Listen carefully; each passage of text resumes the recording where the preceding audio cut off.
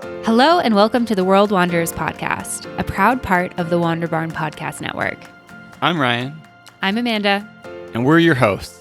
We're a traveling couple and digital nomads taking you on our adventures as we explore locations, destinations, and careers. Enjoy the show. Hello, everyone, and welcome back to the World Wanderers podcast. Very excited to have you here with us again this week, and pretty excited to dive into what we're going to talk about today. Amanda, welcome to the show. Thanks for having me. What's the theme for today? Yeah, we're talking a little bit about travel planning, which is something we've talked about over the years in the podcast for different types of trips. And we want to talk specifically about planning our first international overseas trip with the baby, because it's been a little bit different. Well, it's been a lot different traveling with her in general. And if you guys have been following along over the last couple of months, then you know we've really just started traveling with her kind of more extensively this year. And this is a huge trip for us. Yeah. And so for anyone who didn't know or hadn't seen, we are going to Japan as you're listening to this. As this episode's coming out, we will currently, fingers crossed, knock on wood, be in Japan. And so we'd taken a trip to Colombia, which was with a connection through Panama. So I think that the longest flight was like 4 hours. Yeah. And then other than that, the longest flights she's been on have just been like to the US and to Canada, which have been more like 4 hour, 5 hour, maybe 6 hour flights. Yeah. And so, going to Japan, it's a 15-hour flight. And so we've kind of done a lot of like asking around, getting tips on not just managing the flight, but also planning the trip. And also just based off our trip to Colombia, I want to talk a little bit about how we adapted our plans for Japan. So I guess a place to start would be like, why are we deciding to go to Japan? What kind of motivated that to be like our first big over the ocean trip? Yeah, so I think that part of it was that Japan finally opened up to tourism, and it opened up at a time where we were kind of just starting to think about 2023 plans, where we wanted to go, when we wanted to go places.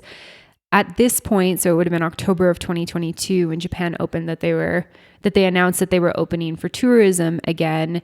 We had booked Colombia and Panama, and we'd been thinking that maybe we wanted to do something a little bit bigger, kind of in between that trip and in between our yearly trip home to Canada, which will happen in the summer.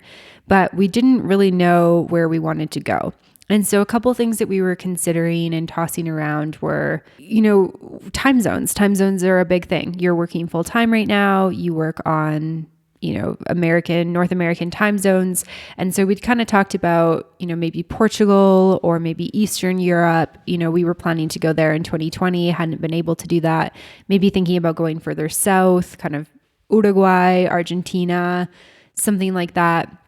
And hadn't really settled on anything. And then, I got the notification that Japan is open. And I don't remember if we talked about this on the podcast, but Ryan and I actually had flights to go to Japan for the spring of 2021, which obviously those flights got canceled and refunded because it wasn't open. And so it kind of feels like we're just continuing this like loop of redoing trips that got canceled through the pandemic. And it kind of felt perfect because although you might be thinking like, okay, that time zone is way more extreme than Europe, it's actually a little bit easier than Europe. Yeah. And so Japan is, I can't remember the exact number, but 5 p.m. Eastern is 6 a.m. in Tokyo, which, makes it reasonably doable for like evening overlap. But kind of like you said, we had the idea of going to Japan. And I think for us too, like once we had, a third member of the family, a small child to take care of, it changes the way you think about like the places you want to go. I think it made us more excited to go back to some places we'd been before, but also excited about going places that felt just like places where we could kind of like feel a bit comfortable and like know, hey, security and safety is less of a concern. Obviously, you need to pay attention to that stuff no matter where you are. But Japan, I think, is a place where we feel both like pretty comfortable and pretty excited about exploring with a small toddler, as opposed to some other places that might feel like exciting, but also give us a little bit of a feeling of sketchiness. Yeah, for sure. And even though there's a lot of things that I think are uncomfortable in Japan, like we don't speak much of the language, and the food is different, the culture is different. Obviously those are things that we've done a million times, and that's one of the reasons we love traveling. So yeah, I guess safety was certainly a factor. And then I think another thing that when we are traveling places now that we're really looking for is like nature. Nature is a little bit trickier in Mexico. Mexico is not famous for getting out and taking hikes. And while there are certainly many places you can go hiking in Mexico and many beautiful things to explore, I think we were thinking somewhere that's a bit more calm, a little less chaotic, a little more organized, beautiful air quality, some mountains we could hike in, that type of thing. And Japan definitely checks those boxes. Yeah. So we're like, oh, Japan's up and up. I wonder how much it costs to fly to Japan from Mexico. Looked it up. We're, I think, pleasantly surprised, not like shocked by amazing deals, but like, okay, that's totally like doable. And so we booked our flights end of October, and then started thinking about what we wanted to go do. And kind of we knew during that time frame, part of it would be like finding more of a settled spot to be able to like comfortably work. And so we booked our first Airbnb kind of mid-November, a beautiful little apartment in Osaka. But then kind of like, what did it look like for us to decide like where we wanted to go, what we wanted to do? How did we kind of like fill in the details of the trip? Yeah, that's a great question. So we knew we wanted to bookend our trip with Tokyo. So we knew we wanted to start there, spend a couple of days there, just settle there. Tokyo is obviously a huge city, and while we've been there before, I think there's a million more things to explore and obviously many more restaurants to try. And so we wanted to just land there, spend the first few days getting over jet lag and just settling in Tokyo, and then having some time at the end of the trip as well to be there. And then basically it started with doing some research, and the plans that we wanted to do shifted a number of times because we wanted to go back over towards Mount Fuji, but stay in a different city than we'd stayed before. And by the time I got around to looking at it, there wasn't a lot of accommodation, and the stuff that was available was very, very expensive. And we just felt like, okay, this isn't the best bang for our buck. Could we go somewhere else? And then started doing research on other places that we could go to. And particularly, like I mentioned, places that are connected to nature, places that had, gardens or parks or something that we could do that would be outdoorsy, kind of fun for Lou. And so we ended up landing on spending the first kind of week after Tokyo, in which you're not going to be working. So we're taking a little vacation, going between a city right outside of Nagano that's really famous for the snow monkeys, and then heading to Kanazawa, which is kind of a little mountain town. And we found, really affordable. Is it not a mountain town? I think it's a fairly large city. Okay. Well, I feel like it's interesting when you go to places like in Asia, because places that seem smaller are still really, really large in comparison, especially for us Canadians. But it seems like a good jumping off point for nature stuff. Yeah, definitely. That's a better way to put it. And then we were planning to spend a week in Osaka and then kind of go a little further south. And we were looking at some cities like Okayama and Kirishiki. Those have been recommended to us. And we weren't finding accommodation that we felt super excited about. So we decided to actually spend 2 weeks in Osaka, stay more settled, and then use that as a jumping off point. We have a 3-week JR rail pass, so we can travel on the trains unlimited. And this will really allow us to not be moving around quite as much with Lou, which, having read a bunch of blog posts specific to Japan, but also just about traveling overseas with children, it seems like that was the biggest recommendation. Like, don't be going somewhere every couple of days because it's so much more packing, it's so much more coordinating, you're just going to end up really tired. And so I'm really excited about this decision because we're going to have this base, but there's so many places to explore by Osaka, and we only spent like 1 day there the last time on our trip because we mostly based in Kyoto. So we can go back to Kyoto, we can go to Nara, we can go to Kobe, we can go to Okayama, we can go to Kirishiki, lots of things to explore, but we're not going to be like picking up and packing every single night or every couple of days to do those things. Yeah, so just kind of hit on a couple points on stuff you covered. We booked kind of our first thing, and we had like our Tokyo as like our start and end plan in place. And we kind of like did the booking of the flight at the end of October, first Airbnb in November. And we kind of just like left it alone. We were kind of just like playing with the different ideas, talking about it now and again. And I feel like from the time like October, November passed to like January, February, when we started really looking into stuff, the prices of accommodation had really gone up a ton, like double, triple. And so I think that kind of our initial plan of like maybe going a few more places, going to a few like smaller places, I think changed a little bit because we were just like seeing some prices that were honestly just like, whoa, kind of crazy high. And so that changes a little bit. And then plus going to Colombia, taking that trip, I think really showed us like, hey, having a strong like base and then exploring from there is like really enjoyable. And nice. And so especially with like the trains and transit in Japan, like just feeling like, hey, we set up some strong bases. There's tons of stuff to explore. And I think also with a trip, sometimes you start and you have kind of these unconstrained ideas of like, I'm going to go everywhere. It's going to be amazing. And then you start like getting down to it and looking at it and you're like, you know what? If we are in like Osaka, Tokyo, Kanazawa, a couple other places, take weekend day trips, like that's a really healthy amount of stuff to see. And so, yeah, we settled in and went with that plan. Kind of how did the planning process for us change the fact that we're doing it with Lou instead of it just being us? Yeah, so I think there are a couple things.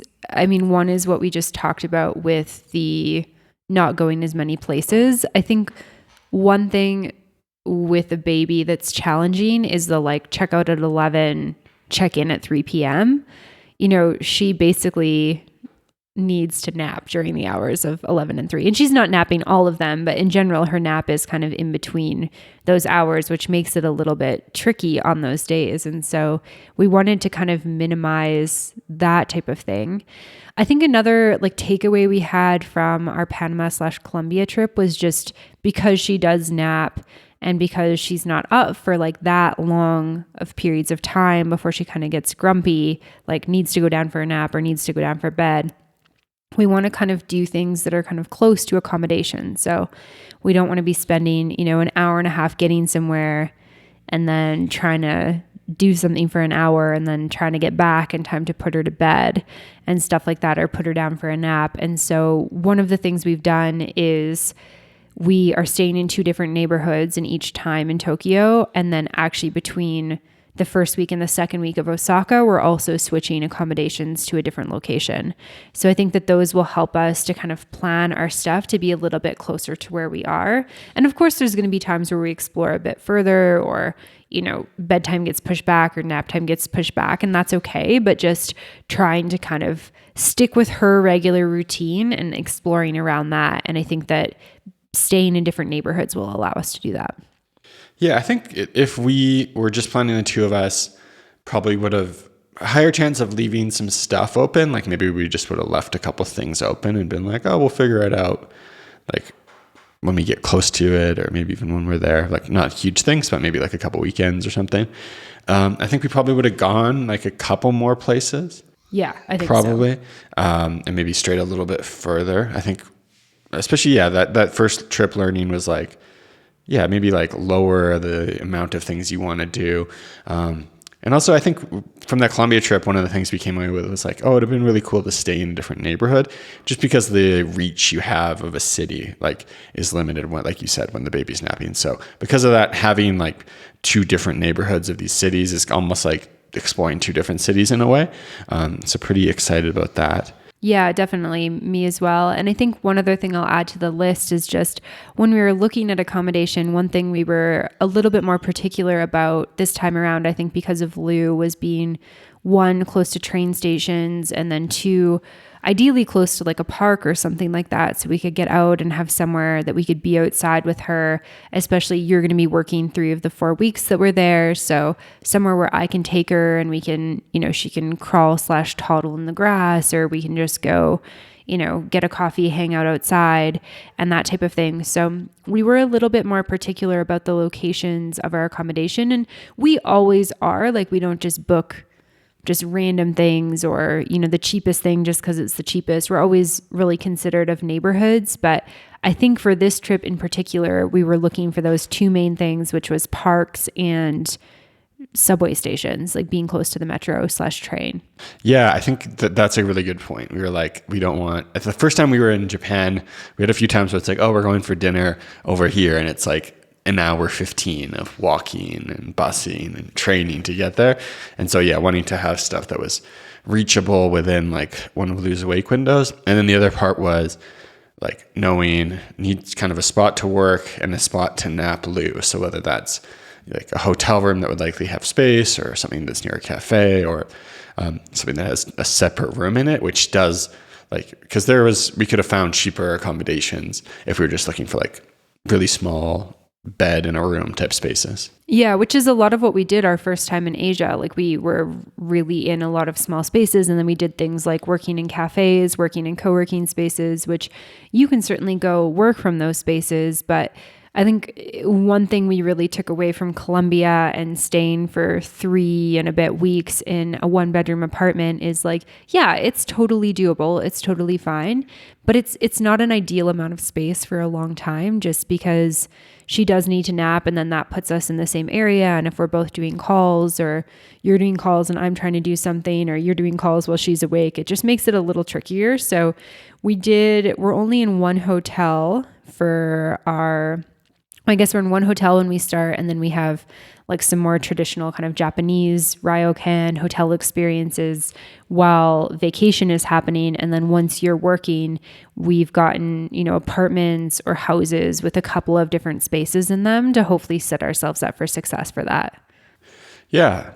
Yeah. And so maybe let's shift a bit towards packing. I feel like this is one of the big things about having a baby or a child is like all the extra equipment that comes along with it.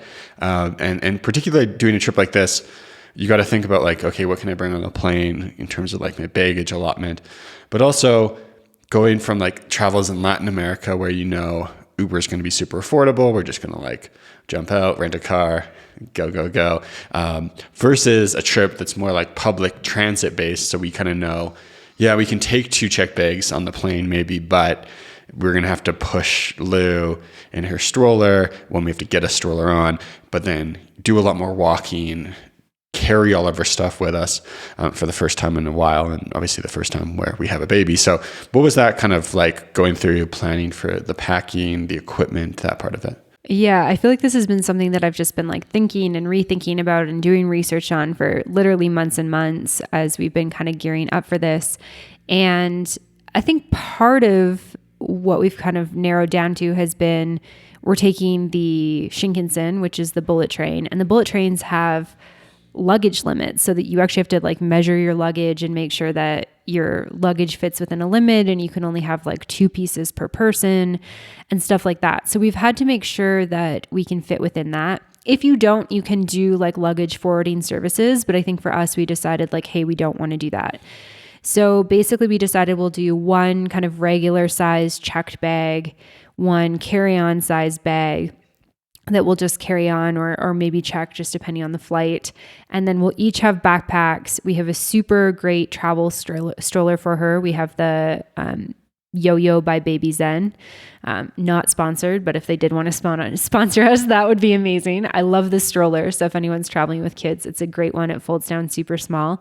And then we actually even just got like a new smaller diaper bag because we have a backpack style diaper bag, and just thinking about like, hey, it doesn't fit underneath with this smaller stroller that we've got. Where are we going to put it if we're like walking through train stations, et cetera, how is that going to work? And that's all we're taking. So for this trip, because we're not taking any cars or any taxis or anything like that, we don't need a car seat for her. So that's going to be really great to not have that. I think that's going to cut down on our luggage substantially because she's not doing like the car seat stroller combo anymore. So excited about that, and also just hoping that ends up being the right decision for us. And then I think even more so, not sure about if this is the right decision, but we've decided not to take her travel crib because her travel crib fits beautifully in a very big piece of luggage that we have. It's the biggest suitcase from Away Luggage. it fits in one half, and then her and I can share the other half of it because it's so big.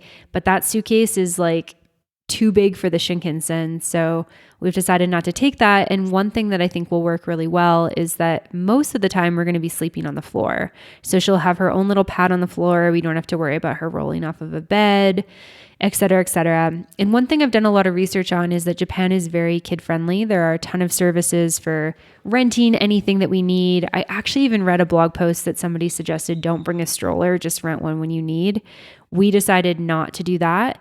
We will have a baby carrier with us, but we are going to have her stroller. So ideal situation is Lou is in the stroller. Say I'm pushing her. Her diaper bag is underneath.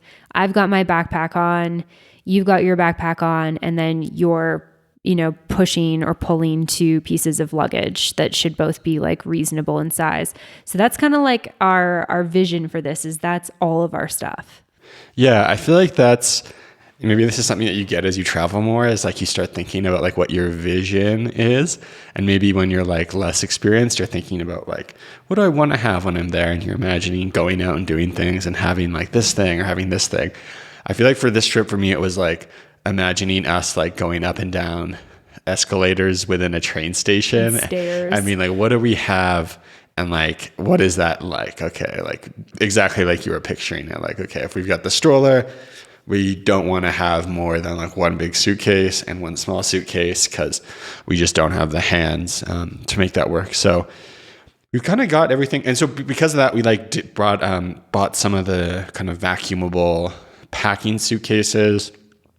bags, which is something we have used like 7, 8, 9 years ago, and then just haven't used for a long time since then. And I think are both packing pretty light personally, like more so like, if I'm dirty or like that clothes smell bad, it'll be worth it to have like more space and less things to carry around. I mean, we have access to laundry. That's exactly. the thing. Like I checked everywhere we're going. I think pretty much everywhere has access to laundry. Of course, there's laundromats. Like, I think we've just kind of figured like because of the way we're traveling with this trip, we really don't want to have a lot. So I think I've packed like 7 warm weather outfits for Lou, a couple of like lighter summer pieces, like 6 pairs of pajamas. That's all. Yeah. Like you have 1 pair of pants. I think I have like 1 pair of jeans and then like a couple pairs of leggings, like 1 sweater. And we've kind of with this trip been like, if we need more things, let's buy them while we're over there. And I know that's not everyone's speed. I talked with a friend who said that she really doesn't like buying things when she's in a place, especially if they're traveling a lot and it's quick. But we just felt like for this trip that let's just pack like, 1 sweater each. And if we need more sweaters, we can buy sweaters once we get there, as opposed to bringing like 3 sweaters that take up a lot of space and then maybe not using them. Yeah. And I think kind of like you said with the buying stuff thing, I think we both like one of the things we enjoyed about Japan is like going to some of the stores and like seeing what's there. So I think we both wanted to leave space. And also it's kind of fun to like, I don't know if we buy Lou like a nice onesie from Japan. That's like a nice like memory connected to that thing for a little while. So I think we're kind of both excited about like doing stuff like that. If we need something extra, like we can find it over there, as opposed to like bringing something we don't need. Yeah, for sure. And I think that there are other things that I might want, like would I love to have a portable high chair for her? Like, sure, yeah, that would probably make things at our Airbnbs and stuff easier. But the great thing again about Japan is that a lot of the places we're staying have tables on the floor. So perfect. We don't need a high chair for her. That's something that is heavy. It's inconvenient. It's going to take up a lot of space in a suitcase. And so it's like, if we really need something, we're just going to buy it once we get there. And we're, like I said, packing really light. And I feel like there's a lot of freedom that comes with that. Because I feel like over the years, as we've kind of shifted from like backpackers to nomads to kind of like expats, where we've, done a lot of trips with cars and stuff, it's like we've had a lot of stuff. And I like the idea of being a little less weighed down. Yeah, I think the other thing about packing light is just kind of given the seasons, like kind of going from Mexico into spring in Japan where it's a little bit cooler. Like we honestly don't really have the option to pack super heavy because I have like one coat, one pair of like long pants. So don't really have the options for like cold weather gear anyways. Yeah, for sure. This is true. I think one thing that for me, what I wasn't super clear on was just like the reality of what it's going to be like to take a 15-hour flight, especially too, because when you book a flight in October for April and you've got, what did we have at that point? October, 10th month, you got an 8-month-old, and then you go to like a 14-month-old. That's a lot bigger. It's like, you're like, oh, wow, you've got to like carry this 14-month-old. What's kind of gone into like the prepping for the flight, for the sleep part of it and all that type of stuff? I guess, another important data point is that we're flying from just after midnight in Mexico, and then you're on the plane 15 hours. You get off the plane at 6 a.m. in Tokyo.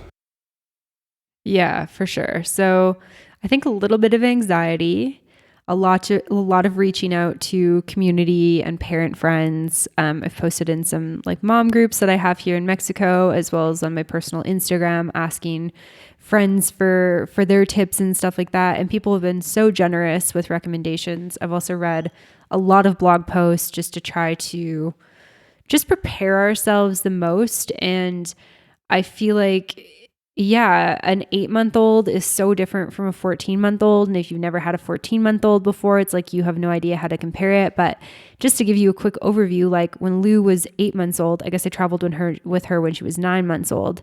She was starting to get a little rowdier on planes, but still very like would nurse on the way up, fall asleep for a little bit, look out the window.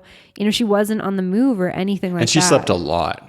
Yeah, slept a lot. So those early flights were great because she would just nurse on the way up and she'd sleep a good amount of the flight. Obviously, we're taking like shorter flights, so that's a big difference. But now she's like crawling everywhere. She's pulling herself to stand. She's started to like cruise between things. So, I mean, she would be happiest if she could just like crawl down the aisles, pull herself up on chairs, wave at people, kind of like scoot between people's chairs. And I think the majority of people probably don't want that on the flight. So we're definitely going to have to like keep her in our section of the plane. And so I think the biggest thing has been, definitely try to get her to sleep on the plane. It being midnight, hopefully that should go well. We're hoping for at least a couple hours of sleep. I mean, her sleeping from like 12 to 6:30 like she normally was would be an absolute blessing that I'm putting out to the universe as my hope, although preparing for the worst. And then obviously we'll just try to sleep while she sleeps.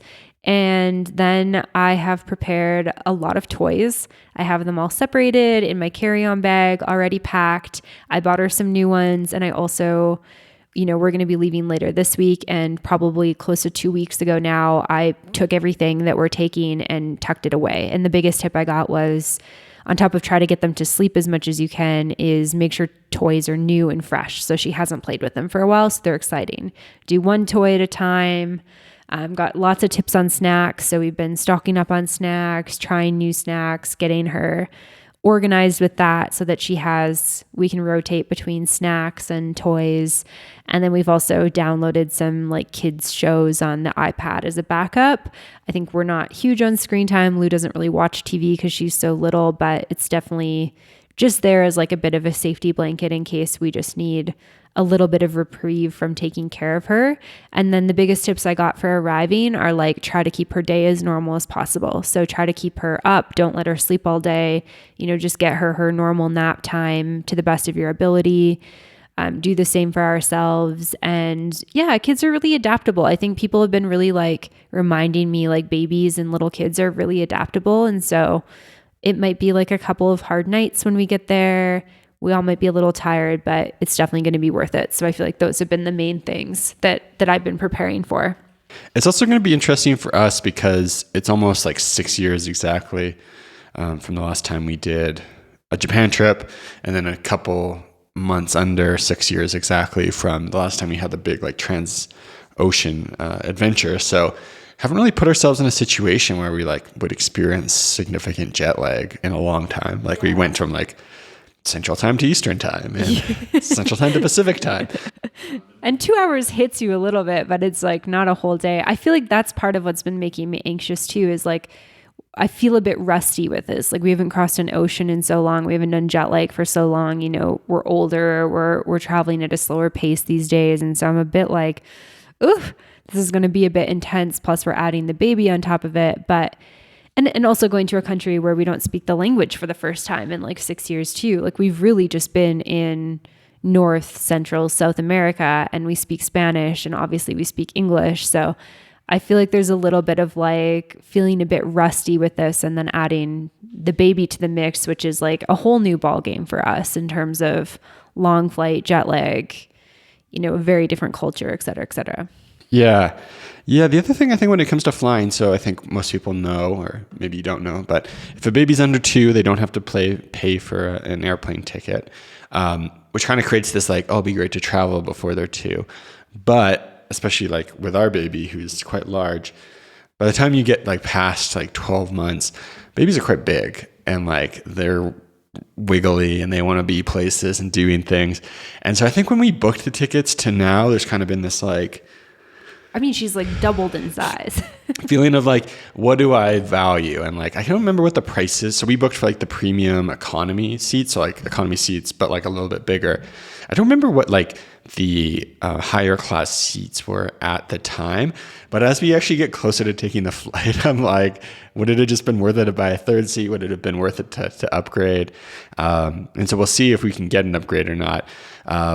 But I think the thing for me is thinking about too, like, as you get towards that like 2-year-old stage, like one of the cool things you could do is like book one person into like a first class seat and one person into like the cheapest seat possible. And do stuff like that, because like thinking about 15 hours holding the baby and they like don't want you to put the baby on the floor. And like if the baby's sleeping, you can't sleeping. That's like a pretty daunting feeling. Yeah, for sure. I think that that's definitely a factor that's played into our thinking and preparation. And again, I think it was like, yeah, of course we're not going to like buy her a seat. She's like a tiny little baby. And now we've got like more of a little human, and she is a tall, big human. And so, yeah, it is a bit daunting to think like she's not going to be able to lie on just one of our laps. Like she's going to have to kind of lie across both of us. And so, yeah, we'll just do our best. I feel like my mantra this week has been like, I can do hard things for long periods of time, and especially doing hard things that are so worth it, right? Like it's so worth it to be able to take this trip, especially with her and while she's little. Like it's a real blessing to do this. Yeah. And I think the other real blessing is like being able to keep work going. So I'm planning to take a week off work and then go back into working. And so that allows us to stay for a month, which makes it like a lot more worth it. Like, hey, if it's a really hard day getting over there, then it's like, okay, you can breathe for a while. So that makes it really, really nice. And so we're definitely blessed in that regard. Anything else come to mind in terms of like planning for this trip, things you've learned, things that have been really helpful that like if someone else was thinking about doing something, like you'd recommend to them? Well, I'm cautious to give any recommendations when we haven't actually done a lot of it yet. So I am really excited to do a follow-up, just sharing what worked, what didn't work, what we've learned from this trip, because I know that even taking the learnings from this last trip, there's going to be so many more learnings that we will have along this trip, just because it is going to be different. But I think one other thing that I'll just share has just been like, it's been interesting kind of planning this trip from this perspective of like more family travel. And I think because Lou is, you know, more of a toddler than she is a baby these days, you know, she's engaged with things and we need to do things that are kind of exciting and interesting for her. So we've been kind of looking at like, okay, what are some things that like Lou might find to be fun? And that's not necessarily just the things that we think to be fun. So it's been kind of interesting to kind of plan and approach the trip as we get closer from that perspective. So we'll definitely update with all the things that we do. We still have a bit of research to do and some planning to do in terms of what we actually want to do. And I think one other thing along the same lines that I'll add is like, we were talking with a friend who's going to be there and she's like, what's on your list? Like, what do you guys want to do? Like the first few days you get there while we're together. And I was like, honestly, we don't have very much, you know, we aren't planning a lot. And I think the first time we went to Japan or the last time we were in Asia or just in general pre-baby, it was like, you know, I've got my list of like 30 things I want to do. And it's like, okay, today we're going to do like XXXXX thing. And I think one of the things that we've done is just slowed things down. And I think it's a lot more about like, let's go to a park. Let's like, enjoy some good food. Let's grab a coffee. Let's explore a little bit. Let's make sure we like have some downtime so we're all resting. So she's sleeping. There's a little less doing and I think a little more just being perhaps. Yeah, and I feel like for me, Japan's like the type of place too where I just like want to like be in Japan. I don't feel like the need to like do. Like I want to eat good food, go to some cafes, walk around, go to parks, take the train. Like there's a lot of like those fun experiences of like kind of everyday normal things that are like just kind of cool. Like you go to a restaurant and they got like the robot conveyor belt. You get on the train and it goes like a bazillion miles an hour. And especially doing that stuff with Lou, I think is going to be really fun to like take her on the train and see what that's like for her, and take her all these different places. So yeah, we're definitely going to follow up on this. We'll kind of, recap, make sure we like digest and give really strong recommendations for like flying on a plane and all the other stuff from our own learnings, but really excited for it. If you're listening right now and want to go check us out on social media, you'll probably see some stuff from our Japan adventure. Yeah, absolutely. And yeah, we'll keep you posted on if not buying Lou a seat was a bad idea or a good savings plan. We'll definitely let you know the verdict once we've done this. And if anyone out there is getting ready to travel with little ones and needs tips, feel free to reach out. And if anyone is ahead of us and has any other suggestions or tips for us, please also reach out. We're really in the phase of wanting to learn as much as we can. So stay tuned for our adventures. We're really excited to share about Japan, and we will see you soon. Thanks for listening to this episode. If you want more, make sure to check out The World Wanderers Insider, available on Patreon at patreon.com/theworldwanderers. For show notes, head over to theworldwanderers.com. Find us on social media at The World Wanderers Podcast and join the private Facebook community at World Wanderers, a community for travelers. You can always get in touch with us at info@theworldwanderers.com. And if you enjoyed the show, don't forget to subscribe and leave a review. It really helps us find new listeners. See you next time.